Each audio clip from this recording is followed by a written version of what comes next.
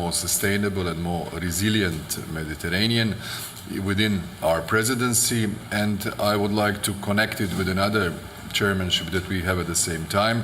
That is the 3 Seas initiative, connecting the Baltic Sea, the Black Sea, and the Adriatic Sea, that perfectly fits actually and coincides in the course of 2026. When you asked the key opinion of all of us regarding the ceasefire, the common understanding was that we know it is a very noble attempt to stop the war. We hope that it stays, and in order for it to stay, we need a concerted effort of the international community, and especially the mandate to be given to the International Stabilization Force in Gaza by the Security Council. And therefore, it will have to be a contribution of all the regional actors, especially the Arab states, but also from the European Union and many other partners. When it comes to Ukraine, just a small point, the position of Croatia has been all along that we need a peace, but it needs to be a just peace. Peace that will enable the respect for the international law and the territorial integrity.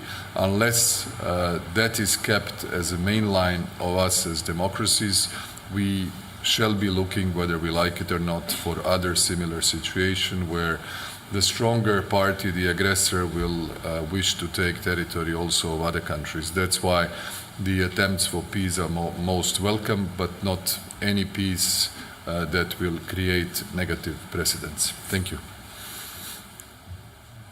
Najlepša hvala. Sledi vprašanje za predsednika vlade Španije.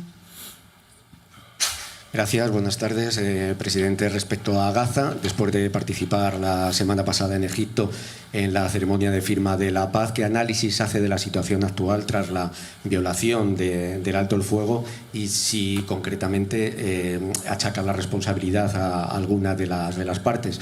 Y sobre otros 2 asuntos que se han abordado en la reunión, la competitividad y el cambio climático, se ha tenido oportunidad de plantear aquí su propuesta que ha hecho hoy de eliminar definitivamente el cambio horario y si usted apuesta por el de verano o el de invierno y si mantiene y cree que puede conseguir apoyos suficientes para que los gastos destinados a emergencia climática se puedan contabilizar como gasto de seguridad y defensa, pese a las reticencias de la Comisión y la OTAN. Gracias.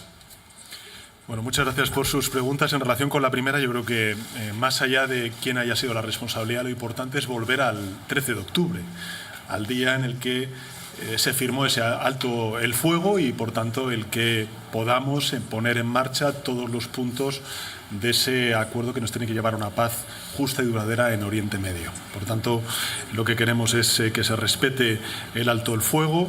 En segundo lugar, que se permita el acceso a ayuda humanitaria a Gaza, que a día de hoy no está garantizado como al menos se presuponía, y finalmente que podamos caminar hacia la solución definitiva, que es una coexistencia pacífica entre 2 estados, el Estado de Israel y el Estado de Palestina. En segundo lugar, efectivamente, como usted bien ha dicho, España lo que ha propuesto es, en el ámbito del Consejo de Medio Ambiente y Energía, acabar con el horario estacional, con el cambio de horario estacional.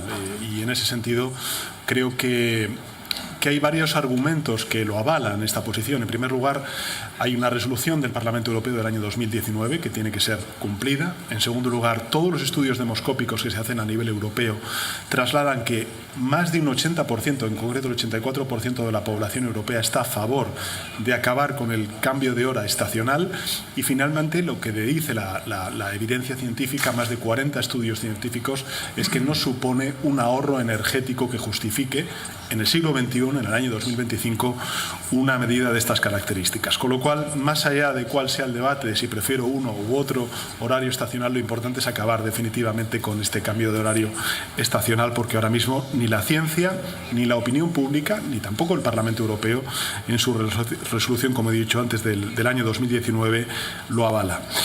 Y en relación con la última de las cuestiones, mire, yo creo que el Gobierno de España ha sido bien claro. Nosotros, en el aumento que hacemos de más de 10.000 millones de euros para poder llegar este año al 2% del Producto Interior Bruto en gasto en defensa, estamos diciendo que un 13% se destine a todo lo que tiene que ver con la emergencia climática y la protección civil, porque efectivamente en las políticas de adaptación tenemos que dar una respuesta a las inundaciones, a los efectos que tiene sobre el territorio la emergencia climática. Con lo cual, más allá de cuál sea su pregunta en esta cuestión, el Gobierno de España lo tiene claro.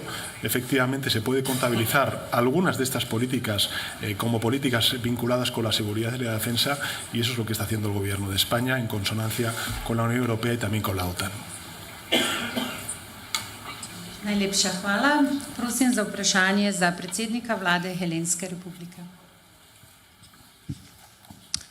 Good afternoon, Prime Minister Mitsotakis. The MED9 has become a platform for concrete cooperation among the countries of the European South on energy, migration, and more recently, defense and security. So, how do you see these schemes of cooperation evolving in the current geopolitical context? And more specifically, what role should Europe's southern borders and the Mediterranean as a whole play in strengthening in EU's collective defense and strategic autonomy? Thank you, Prime Minister. Well, first of all, let me also thank Robert for the excellent hospitality. Let me answer your question, first of all, regarding the cooperation on topics related to energy, which is an area of great concern to all of us because it is directly related to the competitiveness of the European economy. I think there's a general understanding that we need to move faster in terms of building a common European energy market, that we are still faced, especially the countries of Southeastern Europe, with the prices that are significantly higher than those that our other member states are actually paying, and that a greater integration of the energy markets through significant investments in interconnections and grids needs to be at the top of our priority when it comes to our common European energy strategy. We also had interesting discussions regarding decarbonization in preparation of the European Council that will take place in a few days from now. And I do sense that there is a general understanding amongst the 9 of us that we need to balance the decarbonization goals, the ambitious decarbonization goals that we have set, with an equal emphasis on social cohesion and competitiveness, and that we would require a greater flexibility in terms of attaining the ambitious targets that we have set as a European Union. Now, on the question of defense, this is a topic that we also touched upon at the recent European Council. Of course, right now the priority of the European Union is rightly directed towards the war in Ukraine. But I think we all advocate for a 360-degree perspective when it comes to European defense. And when we think in terms of the new projects of common interest that we consider promoting as a European Union, be it a drone wall or an anti-missile shield, we need to be aware of the fact that future threats may not necessarily come from the east, but also from the south. So I think we are totally united in ensuring that the entirety of the European borders are equally protected, and that any new European capacity protects all member states, especially those that are sitting on the external borders of the European Union. Najlepša hvala. Prosim za vprašanje za predsednika vlade Republike Malte. Television Malta for the Maltese Prime Minister. Good afternoon. Today I had the opportunity to discuss important topics on the EU's agenda, such as competitiveness, security and defense, and resilience. We are also a few days away from an important European Council meeting that is happening in Brussels, where discussions will naturally continue. So what role does the Mediterranean and the MED9 group play in this, and how can this translate into tangible benefits for the citizens and businesses across the region? Thank you for your question. Thank you, Robert, for hosting us here and for your kind hospitality in your wonderful country.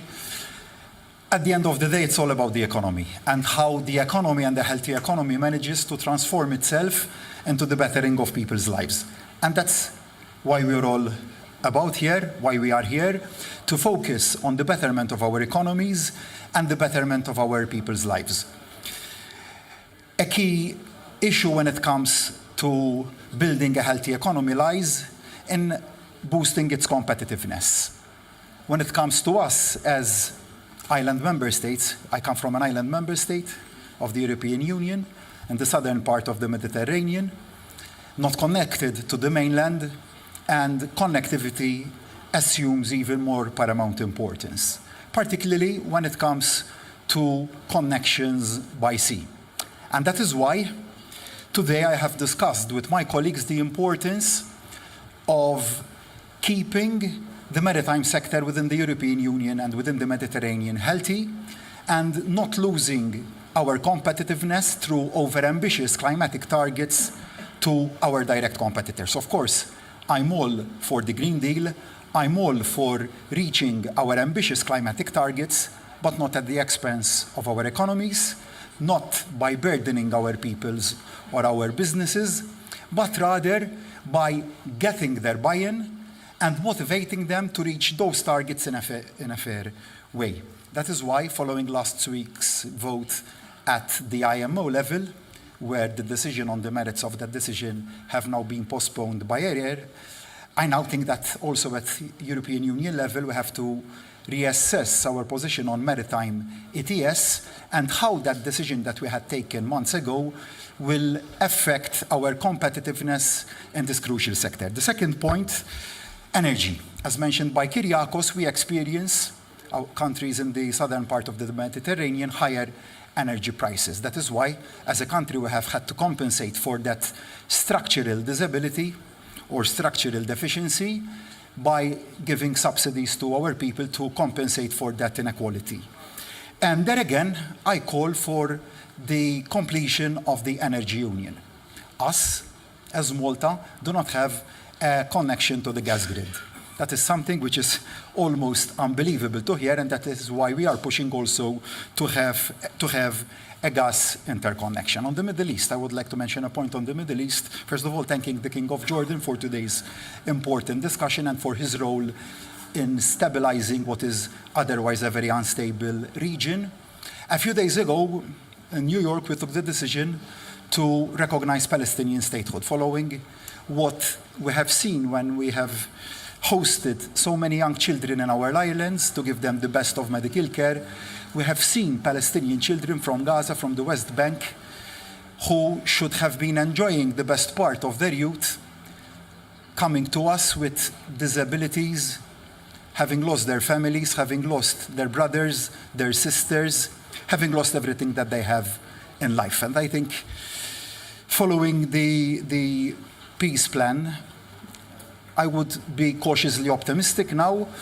Obviously, the difficulties are still there, but we need to be united. And I think today's discussion showed a group of 9 leaders, definitely more united than they were in these last months.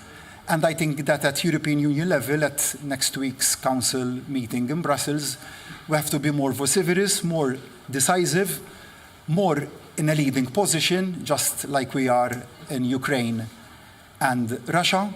And I think we have to be decisive in the taking of the right decisions. I think we have done quite a lot, but much more remains to be done to end this humanitarian crisis. I think we have to be more decisive and more forceful in our decisions when it comes to humanitarian aid being allowed to flow freely into Gaza.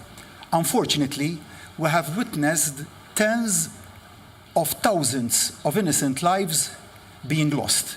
This was in 2024, 2023, 2025, not tens of years ago. And I think people living in today's world do not merit this. And we have 2 choices, either to remain complacent, either to let others take decisions for us, or to be at the leading role. And I think that today we have taken a decision that, notwithstanding our different perspectives, that we have to be united in one common area. And I think that is that humanitarian aid should be allowed to flow freely into Gaza. The same goes food, water, medicinal aid, and anything that can better people's lives. We have seen too many atrocities. I will go back to my personal experiences from the children that we have cured and given a better life in Malta.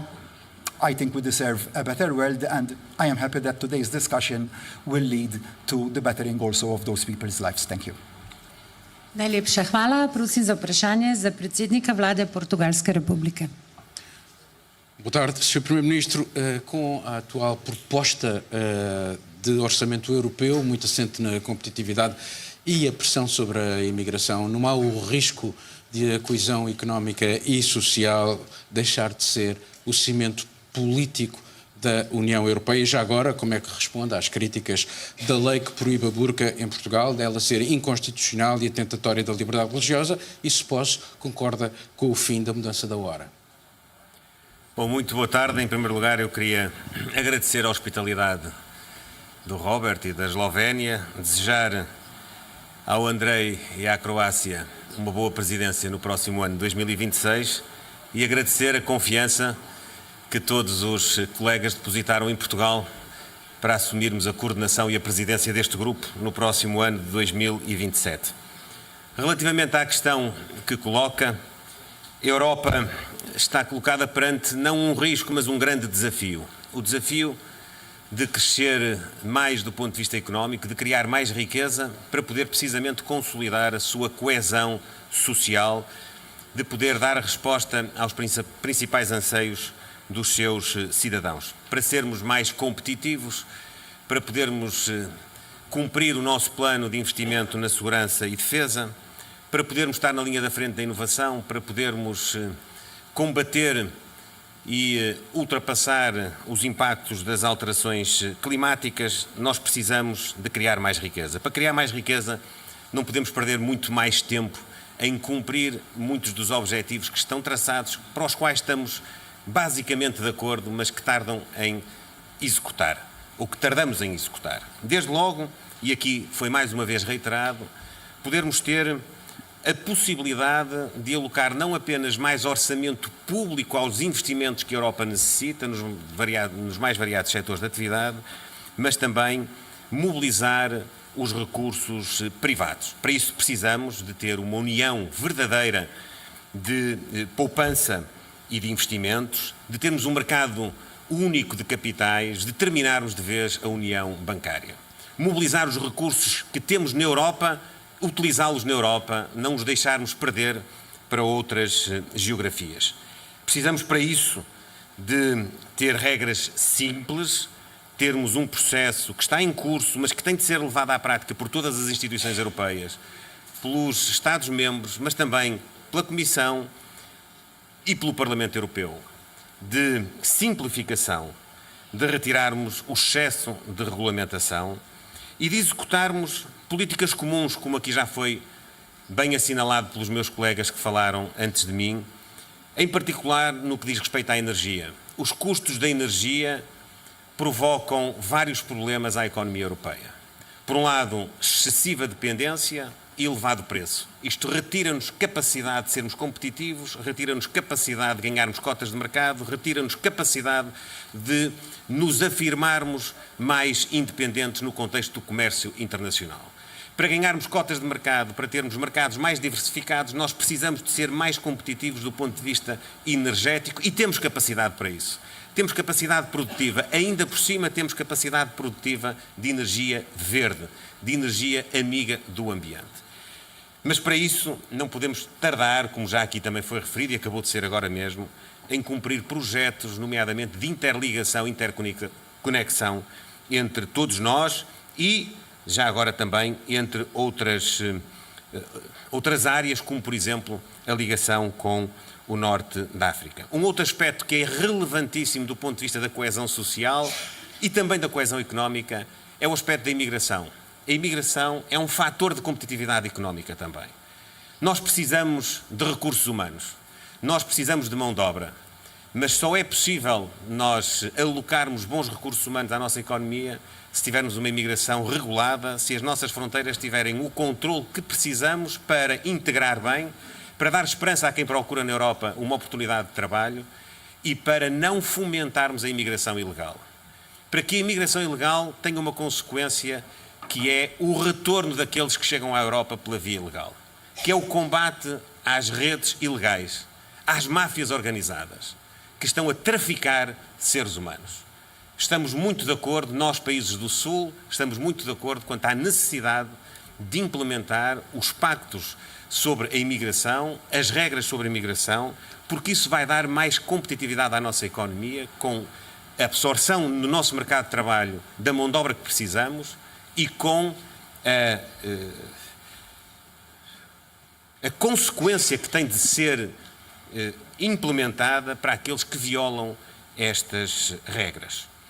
Quero também aqui destacar, e para finalizar esta resposta, a discussão que tivemos sobre o quadro financeiro plurianual, que está hoje aberta no seio da União Europeia e que junta os países do Sul no que diz respeito à manutenção das políticas comuns, nomeadamente no que diz respeito à agricultura, no que diz respeito às políticas de coesão. O quadro financeiro plurianual abre novas perspectivas ao nível da competitividade, ao nível das políticas de segurança e defesa, mas todos devem ter as oportunidades de acesso aos mecanismos de financiamento. Estamos aqui para entregar, não estamos aqui para pedir, estamos para entregar resultados. Mas para entregar resultados temos de ter todos as mesmas oportunidades e os países do Sul devem reclamar as oportunidades de ter apoio para as suas empresas, sejam as grandes empresas, sejam as pequenas, médias empresas. Nós não podemos deixar que os chamados campeões europeus possam asfixiar o desenvolvimento das pequenas e médias empresas que são o suporte básico da organização económica do nosso continente. Uma última nota para lhe dizer sobre as perguntas que coloca mais do ponto de vista interno. Tenho uma opinião muito clara relativamente ao processo legislativo que corre na Assembleia da República. Se fosse deputado na Assembleia da República de Portugal, teria votado a favor a proposta de legislação que está hoje em curso, que proíbe, no fundo, a utilização de meios pelos quais as pessoas podem andar com a cara tapada em espaços públicos, seja a utilização de burcas ou outras formas de tapar o rosto dos cidadãos. Por uma questão de respeito pelos direitos de todos. O direito da liberdade de uma pessoa acaba quando esse direito coloca em causa os direitos das outras pessoas, nomeadamente o direito à segurança e à percepção de segurança dos outros. Não tenho dúvidas quanto a isso, não vale a pena andarmos com grandes discussões filosóficas sobre aquilo que é uma concepção de vida tranquila entre todos aqueles que compõem a nossa comunidade. Pode agora o Parlamento aprofundar e escolher a opção legislativa em concreto, com as suas exceções, com as suas modulações, mas o princípio é um princípio correto, no qual eu me revejo e, portanto, faço votos para que o processo legislativo se encerre. Quanto à última questão, relativamente à matéria horária, é uma matéria para a qual temos disponibilidade para aprofundar o seu conhecimento. Não foi hoje ainda o caso para isso, mas não teremos, ou teremos outras oportunidades para tomarmos a decisão correta no espaço europeu. Najlepša hvala. Prosim še za vprašanje za ministra za zunanje zadeve Italijanske republike. A fronte di una pace fragile in Medio Oriente, di fronte a Israele che ha nuovamente chiuso i corridoi umanitari, l'Italia in che modo riuscirà a garantire i corridoi umanitari che hanno caratterizzato di fatto il paese Italia in questo periodo, forse più anche di altri paesi? Grazie per la domanda. Voglio ringraziare intanto Roberto per l'ospitalità in questa bella località di Portoroz, dove noi italiani ci sentiamo a casa. Colgo l'occasione per salutare tutti gli sloveni di madrelingua italiana e tornando a Trieste saluterò tutti gli italiani di madrelingua slovena e formulo anche i miei migliori auguri ad Andrej, primo ministro della Croazia, che assumerà la presidenza di questo gruppo di lavoro. Anche gli italiani in Croazia di madrelingua italiana possono esprimersi nella loro lingua, come i croati, gli italiani di madrelingua croata possono esprimersi nella loro lingua in Italia. Questo che cosa vuol dire? E dopo quella che sembrava una divisione insuperabile durante la Seconda Guerra Mondiale, oggi Slovenia, Italia e Croazia vivono assieme, firmiamo documenti assieme, lavoriamo mano nella mano, questo grazie all'Unione Europea. Tutto questo per dire la pace quando si vuole si può raggiungere. Quelli che sembravano divisioni insuperabili sono state superate e oggi siamo paesi amici. E questo si può fare anche in Israele e in Palestina. Basta volerlo, basta impegnarsi e noi italiani stiamo facendo tutto ciò che è possibile per dare il nostro contributo all'attuazione di ogni aspetto del piano di pace degli Stati Uniti. Parteciperemo anche alla conferenza sulla ricostruzione che si terrà in Egitto a novembre, di cui saremo co-organizzatori. Per quanto riguarda gli aspetti umanitari, noi abbiamo oggi una missione del Ministero degli Esteri che è a Ramallah per studiare tutte le iniziative che si potranno realizzare per aiutare la popolazione civile sia della Cisgiordania sia di Gaza. Questa stessa missione poi si recherà in Giordania per vedere come poter organizzare con la Giordania operazioni di sostegno alla popolazione civile anche con il coinvolgimento della nostra protezione civile, perché la prima cosa da fare è quella degli aiuti umanitari. Nei prossimi giorni verranno portati, anche grazie al corridoio marittimo voluto fortemente da Cipro, che noi abbiamo sempre sostenuto, invieremo altre centinaia di tonnellate di beni alimentari, abbiamo già inviato 2500 tonnellate, perché la prima emergenza è quella alimentare.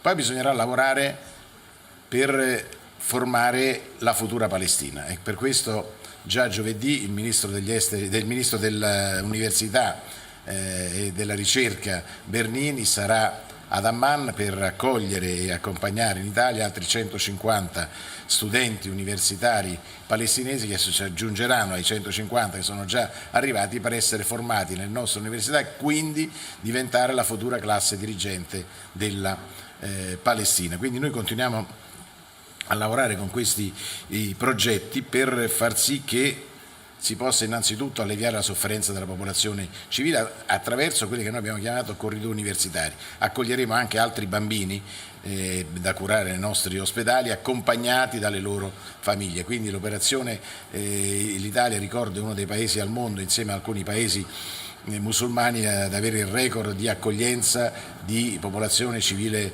palestinese in Italia, rifugiati da Gaza. Quindi continueremo anche nel settore sanitario coinvolgendo i privati e non solo gli ospedali pubblici, lavorando anche con gli ospedali italiani che sono in Giordania ed in Egitto. Quindi sarà un lavoro veramente a 360 gradi. In più, visto che dobbiamo batterci tutti per la pace, e abbiamo proposto una risoluzione alle Nazioni Unite sulla tregua olimpica in occasione dei giochi invernali di Milano e Cortina che ospiteremo il prossimo anno. Vogliamo lanciare un messaggio di pace e speriamo di poter contare sul sostegno di tutti i paesi per questa importante iniziativa che vuole essere ancora una volta un messaggio, cominciare con la tregua per poi arrivare alla pace anche in Ucraina e anche in Sudan, luogo del quale si parla troppo poco, ma dove ci sono tragedie inimmaginabili. Quindi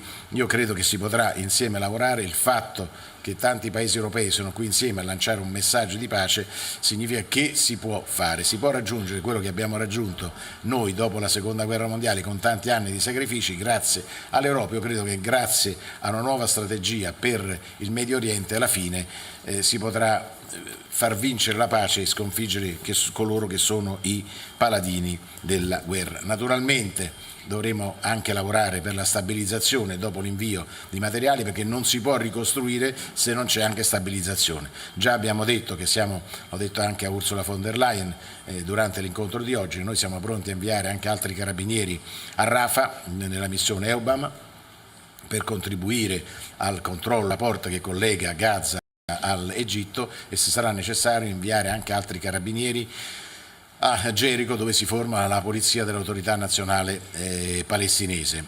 Detto questo, se ci sarà una forza di pace, peace enforcing, sotto legge delle Nazioni Unite, siamo pronti anche lì a fare la nostra parte, ma questo dipende dalle Nazioni Unite e se ci verrà richiesto. Comunque per noi la pace in Medio Oriente rappresenta una priorità. Ci auguriamo che tutti ci ascoltino, tutti che copino un po' quello che hanno fatto la Slovenia, la Croazia e l'Italia negli anni passati. Grazie.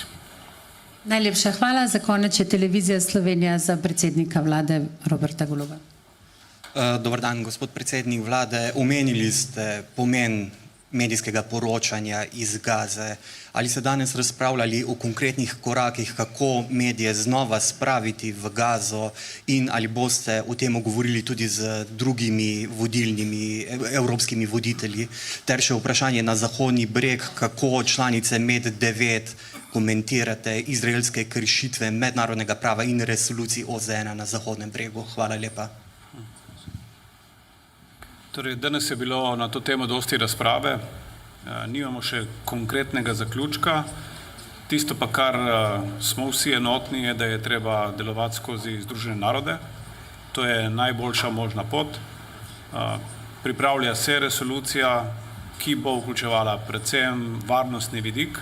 Nenazadnje je ta predpogoj za to, da bi se lahko seveda novinarji tudi uspeli izboriti svoj dostop do Gaze. Mislim, da je treba v naslednjih dneh in tednih delati z vsemi zavezniki, vključeno z Združenimi državami Amerike, da se taka resolucija, ki bo v resnici podprla načrt o premirju ameriškega predsednika, tudi, da se od njej tudi izglasuje in da potem lahko govorimo o tem, da mednarodne enote, mednarodne sile končno stopijo na teritorij Gaze. Do tega vstopa bo praktično nemogoče zagotoviti varnost za medije in bojo tudi mediji izključeni. Tako da vrstni red bi moral biti zelo jasen in verjamem, da so Združeni narodi tista prava pot.